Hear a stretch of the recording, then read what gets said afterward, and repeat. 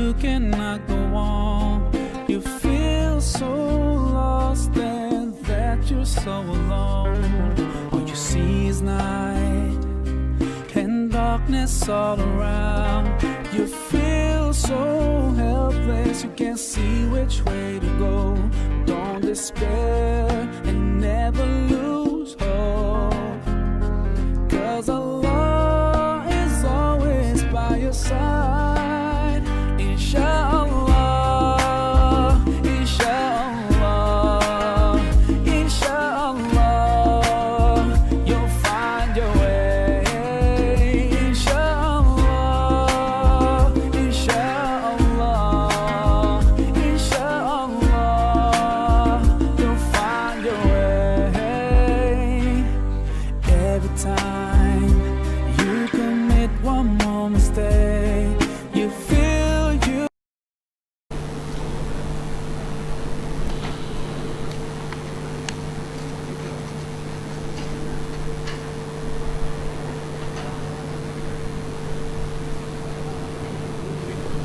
Assalamualaikum warahmatullahi wabarakatuh. Alhamdulillahi rabbil alamin. Wassalatu wassalamu ala rasulillah wa ala alihi wa sahbihi ajma'in. Rabbi syrah li sadri wa yassir li amri wahlul 'uqdatam min lisani yafqahu qawli. Subhanaka la ilma lana illa ma 'allamtana innaka antal alimul hakim wa la hawla wa la quwwata illa billahil aliyyil azim. Alhamdulillah, sambungan kita muka surat 674. Bismillahirrahmanirrahim.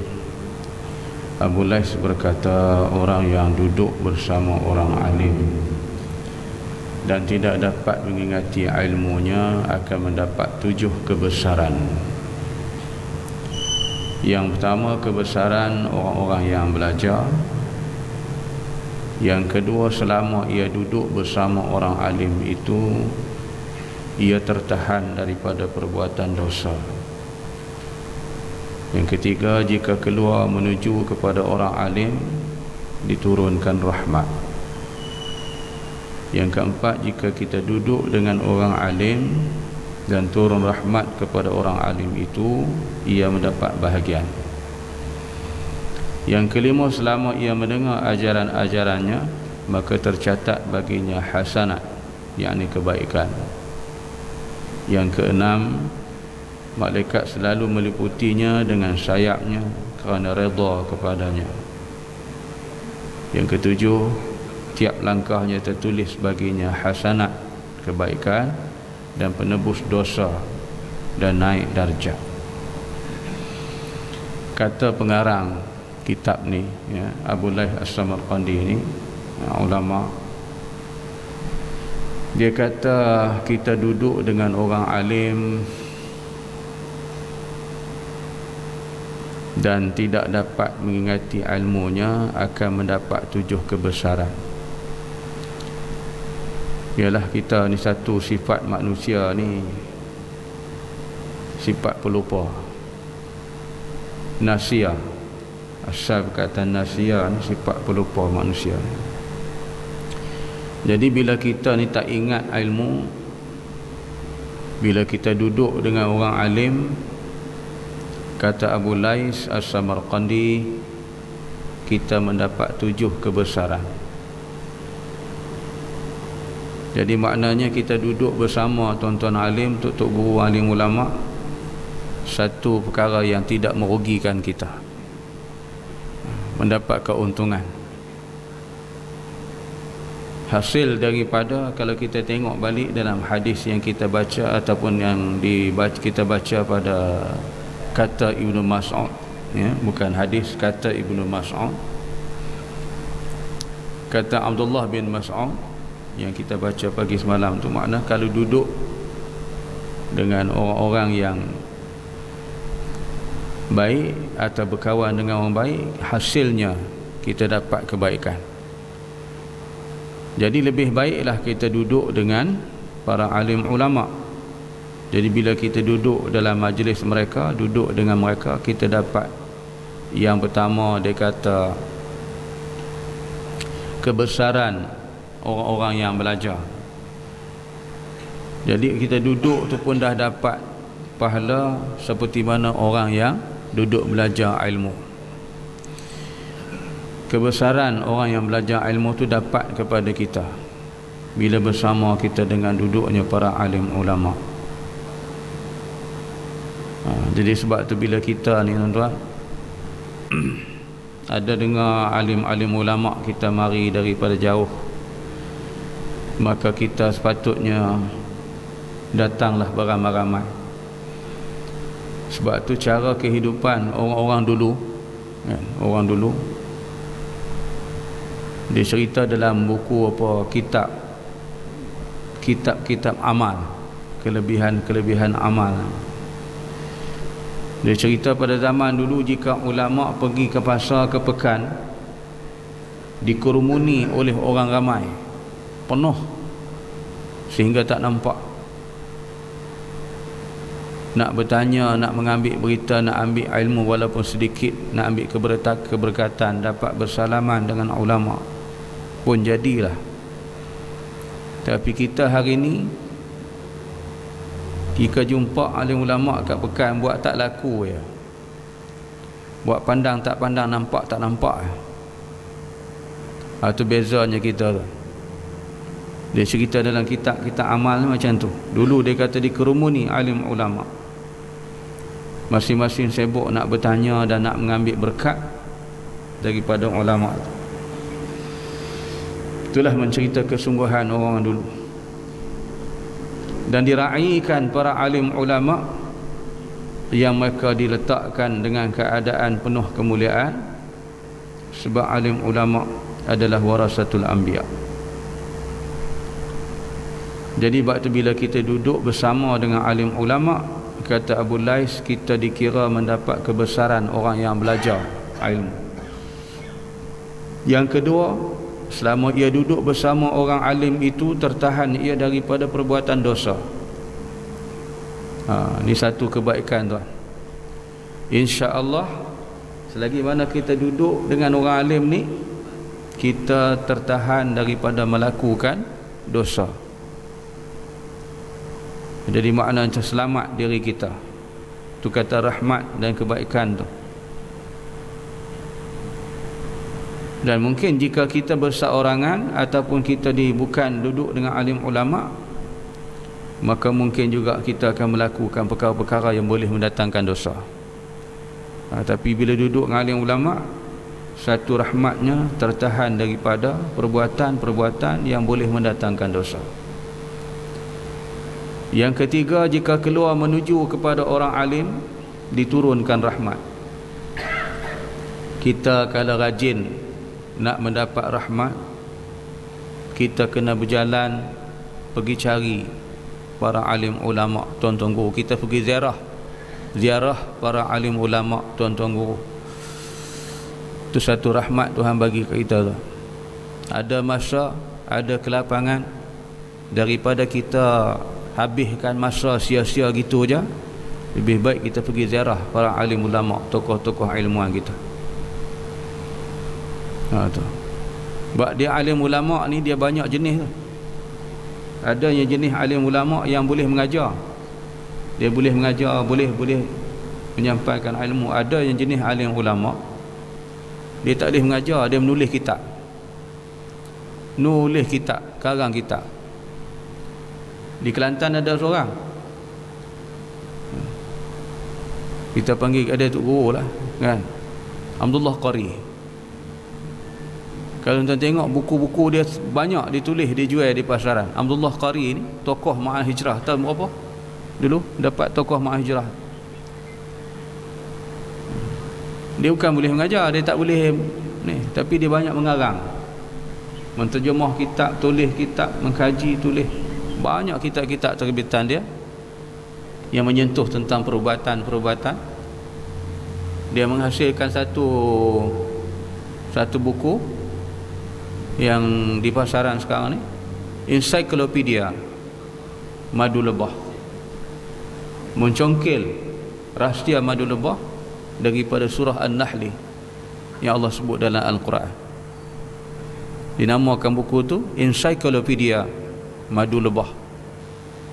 Dan cara rawatan, cara kita nak minum, cara mana boleh jadi ubat, cara mana boleh jadi rawatan, boleh menyembuhkan penyakit. Dan juga bagaimana sengatan daripada lebah tu boleh menyembuhkan penyakit-penyakit. Jadi bila saya tengok dalam buku ni, pernah disiarkan dalam TV banyak tahun dah, seorang pakar perubatan di benua Arafah, dia buka klinik rawat orang, tidak injection dengan injek dadah, tapi dia ambil lebah, dia injek pesakit dengan lebah.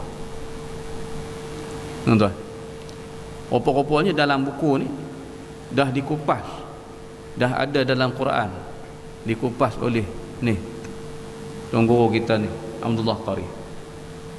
Berdasar pada penyakit, kalau penyakit ni kena 5 ekor, dia ambil 5 ekor lebah, lepaskan sengat, tak injek dengan dadah, injek dengan ni.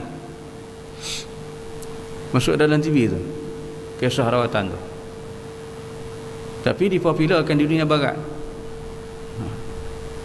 Jadi orang Yahudi ni tuan, di benua Eropah, dia cukup mengkaji sebenarnya dalam perubatan mengikut Islam dengan Quran dan perubatan sains Ibn Sina, Ibn Khaldun, maka mereka mengkaji lebih mendalam. Tapi sayangnya kita orang Islam ni kurang dalam bidang mengkaji gitu.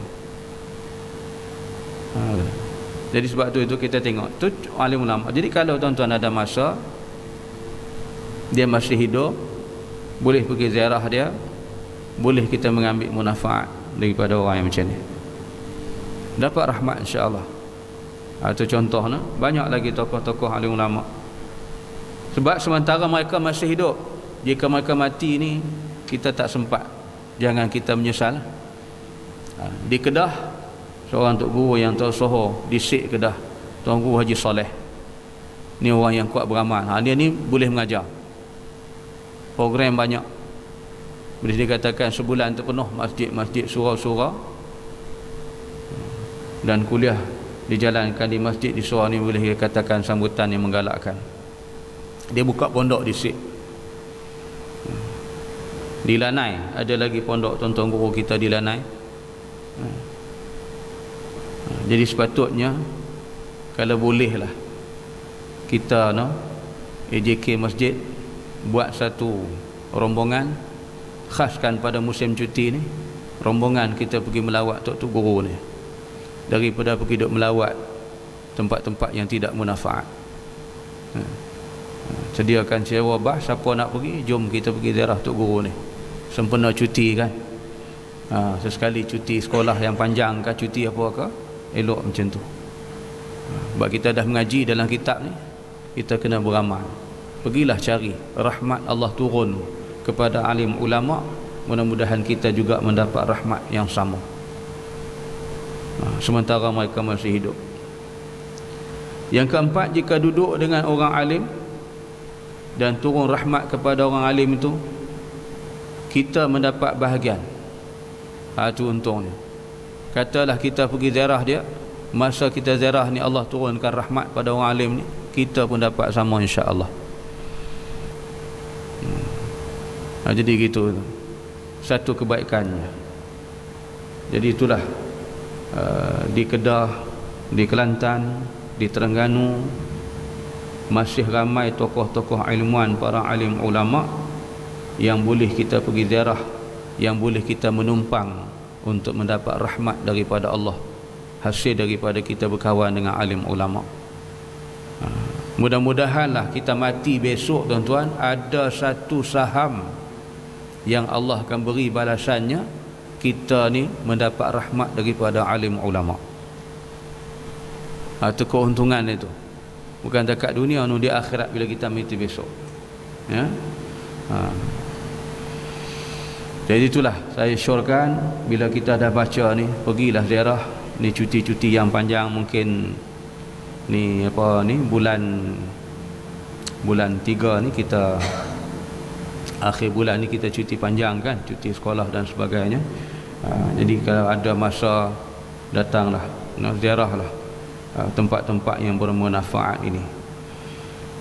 Dan kalau di SIK tuan-tuan nak jumpa, nak beramai-ramai dengan orang-orang ramai dengan jemaah, Tuan Guru Haji Saleh akan buka kuliah pengajian pada hari Jumaat, tiap-tiap hari Jumaat pagi, bermula pukul 8.30 pagi sehinggalah sampai pukul 10.30 pagi atau pukul 10 pagi lah.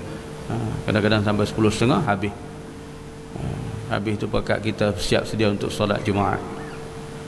Jadi gitu. Jadi dia akan buka kitab, saya dipahamkan 2-3 kitab juga dibaca.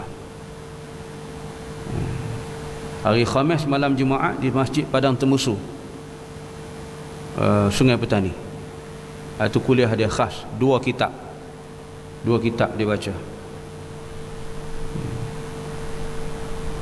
Jadi itulah tempat-tempat kalau kita di Kelantan pun banyak, di Kedah, di Terengganu, carilah, buatlah, mudah-mudahan kita dapat rahmat daripada Allah. Yang kelima, selama ia mendengar ajaran-ajaran, maka tercatat baginya hasanat. Jadi selama kita dapat mengambil dan mendengar ajaran-ajaran ilmu yang disampaikan oleh tokoh-tokoh alim ulama ini, maka kita akan mendapat pahala kebaikan. Hasanat makna pahala kebaikan. Jadi itu ke tempat-tempat ni carilah yang boleh mendatangkan keuntungan. Yang tu kata Abu Lais As-Samarqandi, barang dagangan akhirat yang ianya dianggap sepi tidak laku, masa ni lah kita nak cari peluang, sementara orang dipandang tak laku dan sepi ni, dan tidak memerlukan modal yang banyak. Tak memerlukan modal yang banyak. Bukan macam kita nak berniaga, nak berniaga modal yang banyak, tapi tak perlu modal banyak, kita pergi duduk, dapat pengajaran, dapat pahala kebaikan. Yang keenam, malaikat selalu meliputinya dengan sayap kerana redha kepadanya. Malaikat Allah Subhanahu wa taala menaungi orang yang duduk belajar dalam majlis ilmu dengan alim ulama. Maka bila malaikat menaungi kita, dia doa kepada Allah, doa malaikat akan dimakbulkan serta merta. Apa yang didoakan, malaikat minta, ya Allah, diampunkanlah dosa hamba-hambamu ini yang duduk dalam majlis ilmu ni, yang belajar majlis ilmu ni. Itu malaikat doa. Jadi bila malaikat doa ni tuan-tuan, Allahu Akbar, terus makbul. Kan macam doa kita 40 tahun belum tentu lagi, kan? Tapi kita tak boleh putus asa lah. Kita usaha, kita dah doa hari berapa hari dah, semayang hajat, tak dipertemukan lagi Allah dengan kehilangan pesawat MH370, kan? Jadi kata pihak pilot, kita ada masa 17 hari sahaja lagi, bermulai daripada hari ini, 17 hari sahaja lagi, yang radar boleh mengesan signal-signal yang terakhir daripada pesawat MH370. Jika tak sampai masa tempoh itu, dia boleh bertahan, maka signal itu tidak boleh dikesan lagi dah. Sopa bateri lah, dah habis nak tekan, tak menyala dah. Tu kata bagi pihak pilot lah yang berpengalaman dalam bidang juru penerbangan. Itu wallahu alam, terserah kepada Allah Subhanahu wa taala. Kita berusaha, hanya kita memanjatkan doa. Allah Ta'ala sebut dalam Al-Quran, dalam perkara ni kita, wasta'inu bis sabri was salah innallaha ma'as sabirin. Kita disuruh minta bersabar, sembahyang menolong kamu, kata Allah, innallaha ma'as sabirin, dan yakinilah sesungguhnya Allah berserta dengan orang-orang yang sabar. Itulah kunci kekuatan kita di situlah. Jangan duk pakai bomoh dah, aro biru tu. Jadi kita minta kepada Allah, Allah suruh sabar. Jadi itulah dia, dengan kita ni malaikat mempunyai doa, dan doanya Allah meradai dan doanya dimakbulkan. Untung orang yang duduk majlis ilmu dapat didoa oleh malaikat. Yang ketiga, tiap langkahnya tertulis bagi hasanat dan penebus dosa dan dinaikkan darjat. Allahu Akbar. Tuan-tuan, kita berjalan pergi nak mengaji, berjalan menuju nak pergi jumpa alim ulama, Allah catatkan pahala, dihapuskan kejahatan kita. Dituliskan pahala, dihapus kejahatan bagi kita. Dan dinaikkan darjat kita ke tinggi darjat orang-orang yang dimuliakan oleh Allah. Jadi itulah keuntungannya kita ni duduk menumpang berkawan dengan alim ulama. Maka keuntungan yang tiada ternilai, tak ada tolak banding dengan harta benda dan wang ringgit. Tak sama tuan. Sebab tu saya sebut baru ni di kampung, sebab saya dalam kuliah saya kata nak nilai ilmu yang Nabi tinggal, yang Allah bagi dekat Nabi, Nabi tinggal kepada kita. Ilmu ni tak sama dengan duit, tak sama dengan harta benda, tak sama dengan sawah ladang kita. Makna ilmu yang Nabi bawa daripada Allah bagi ini tinggal kepada umatnya lebih besar daripada nilai bentuk material. Tu. Sebab tu kalau kita nisbah nak bagi dengan nilai duit, tak sama. Rendah segala-galanya, yang tinggi dan besar adalah ilmu. Jadi bila kita dapat ilmu, kita beramal pula, maka kita dikurniakan darjah yang tinggi di sisi Allah Subhanahu wa taala. Inna akramakum indallahi atqakum. Sesungguhnya mulia di kalangan manusia, di kalangan anak Adam adalah orang yang bertakwa kepada Allah. Bukan pangkat dan darjat, bukan kebesaran, bukan rupa yang cantik, bukan wajah yang handsome. Allah menilai kepada atqakum, takwa kepada Allah. Itu dia. Jadi sebab itulah kita beruntung kalau dapat kita duduk dalam majlis berjumpa dengan para alim ulama. Kemudian akan ditambah dengan 6. Ada lagi kata Abu Lais, ditambah lagi 6. Suka menghadiri majlis ilmu.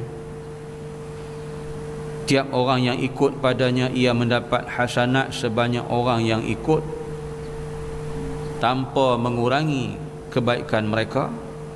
Bila seorang alim itu diampunkan, maka dapat memberikan syafaat baginya. Yang keempat, dingin hatinya, yakni menjauh daripada pergaulan dengan orang-orang fasik.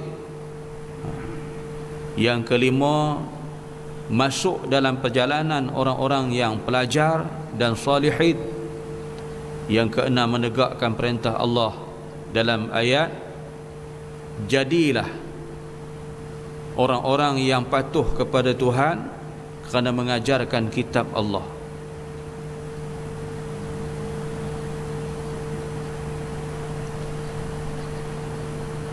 Ini semua bagi orang yang dapat mengingati, maka akan mendapat berlipat-lipat ganda. Jadi ditambah lagi oleh Abu Lais, dia kata ada 6 lagi. 6 lagi. Yang pertamanya, suka menghadiri majlis ulama. Tu yang kadang-kadang kita setahun sekali dia buat perhimpunan majlis ulama. Tahun bila dulu buat di selatan Thailand kan, di Patani. Dan tahun lepas dibuat di Kedah, perhimpunan ulama dibuat di Kedah. Kemudian tu juga perhimpunan ulama di Kedah dihadiri oleh Tuan Guru Haji Ismail Panjang. Ni seorang Tok Guru tokoh di Patani. Dia mari Masjid Padang Temusu sebulan sekali. Dia buat kuliah daripada 1 hari suntuk, daripada pagi sampai ke malam. Dia mula pukul 9 pagi sampai pukul 11, berhenti.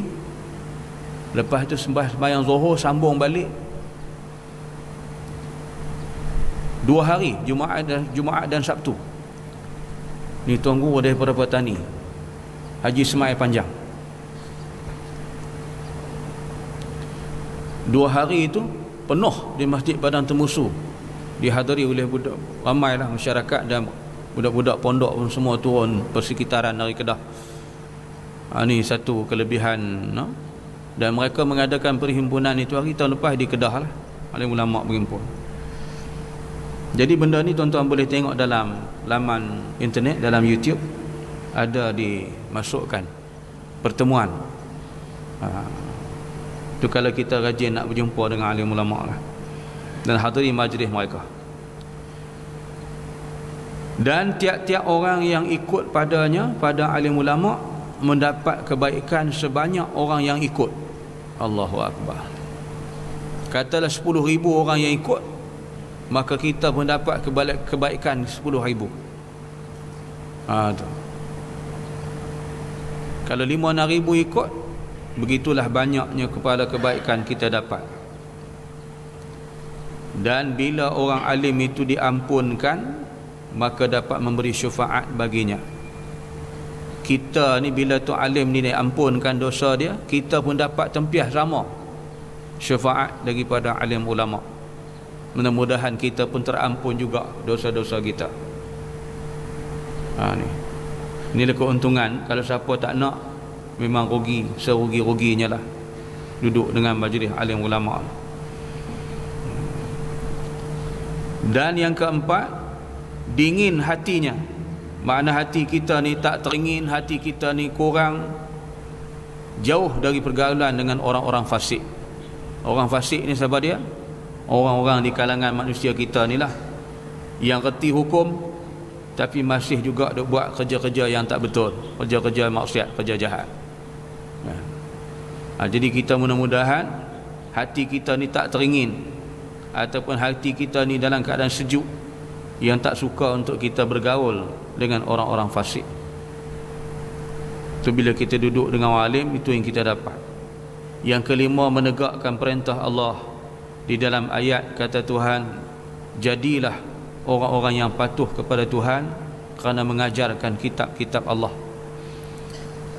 Jadi kita ni, dia kata menegakkan perintah Allah dalam ayat. Jadi para alim ulama, mereka tidak pernah takut dan gentar dalam menyatakan kebenaran dan menegakkan hukum Allah di muka bumi.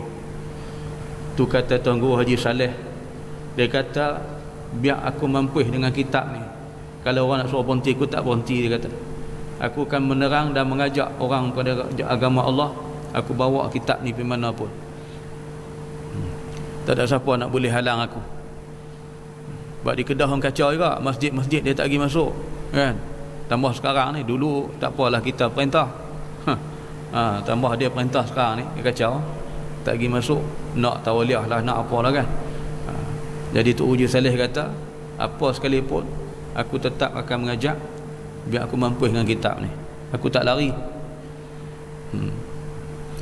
Itulah, no, para alim ulama, mereka tak pernah rasa takut dan gentar, tetap menyampaikan ilmu. Jadi dia tak bagi di masjid, kita buat di surau. Tak bagi di surau, kita buat di pondok. Tak bagi di pondok, kita buat di mana-mana pun buat. Tak ada masalah. Jadi kita tak akan berhenti daripada menyampaikan kuliah-kuliah pengajian majlis ilmu. Jadi gitu nah. Allah Subhanahu wa taala suruh menegakkan hukum, sebab ulama warasatul anbiya. Tanpa usaha-usaha ini, Allah akan turunkan bala dan musibah yang lebih banyak dan besar pada kita. Sementara kita buat kerja ni, alim ulama masih ada, masih buat kerja-kerja ni pun Tuhan turun bala, tambah bila tak ada langsung. Tuan-tuan bayangkan. Jadi sebab itulah, mengambil kesempatan ini, tuan-tuan, insya-Allah sempena cuti-cuti sekolah ni, saya syorkan eloklah kita amalkan apa disebut dalam kitab ni. Kita dah mengaji pagi ni, buat rombongan, carilah tokoh-tokoh ni, kita pergi berjumpa, mengambil keberkatan mereka, rahmat yang Allah turun. Mudah-mudahan kita pun mendapat kebaikan sama sebelum kita mati. Wallahu a'lam. InsyaAllah sambung pada besok. Subhanakallahumma wa bihamdik, asyhadu an la ilaha illa anta, astaghfiruka wa atubu ilaik. Bismillahirrahmanirrahim. Wal 'ashr innal insana lafi khusr illa allazina amanu wa 'amilus salihat wa tawasaw bil haqqi wa tawasaw bis sabr. Shadaqallahul 'azim. Assalamualaikum warahmatullahi wabarakatuh.